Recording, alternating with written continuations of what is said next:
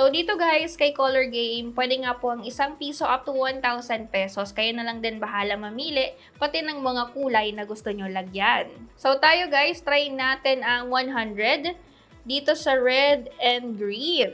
Ayan, meron nga pong red na lumabas. So, meron tayong 600 pesos agad-agad. Pero nabawasan siya kasi hindi lumabas yung green natin.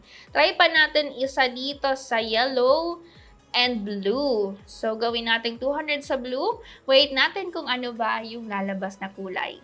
Ayan, walang lumabas guys. So, hindi talaga laging panalo sa mga katulad nitong application. So, try naman natin sa mines. Ayan, dito po pwede din isang piso and then 100 pesos. So, lagay natin and then yung bomba gawin nating 5.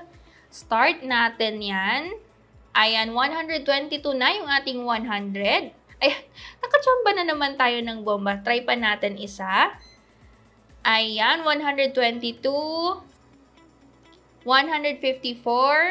197, 255 na po yung ating pera. I-collect na natin yan. And then, try pa natin ng isa pa.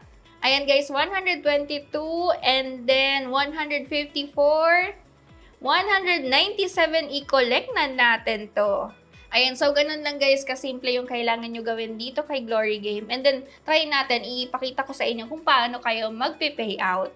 Ayan, so dito nga po, pwede tayo makapag-payout ng 3,300 pesos. And then, yung minimum nila ay 300, ang maximum ay 10,000.